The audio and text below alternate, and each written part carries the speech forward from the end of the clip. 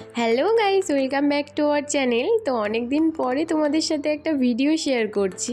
তো কালকে আমি বানিয়েছিলাম ফিশ ফ্রাই আর ক্রিসপি প্রন।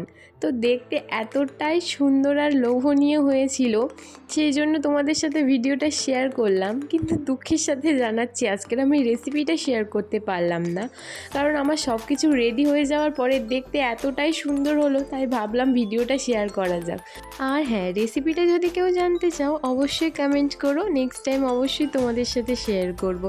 আর আমি এখানটায় 3টে সস মিক্স করে একটা সসেস বানিয়ে নিয়েছিলাম। দেখো এখানে আমার ফিশ ফ্রাইটা ভাজা হয়ে গেছে, আর দেখতে কতটা সুস্বাদু আর লোভনীয় লাগছিল।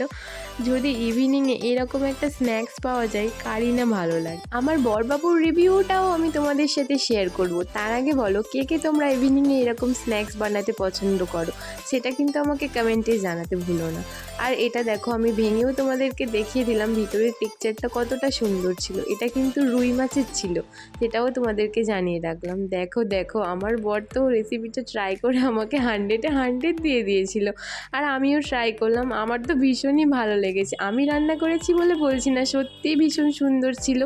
তো কে কে জানতে চাও প্লিজ কমেন্ট করে দাও। আর আজকের ভিডিওটা এই পর্যন্তই। ভালো লাগলে লাইক কমেন্ট শেয়ার করে দিও।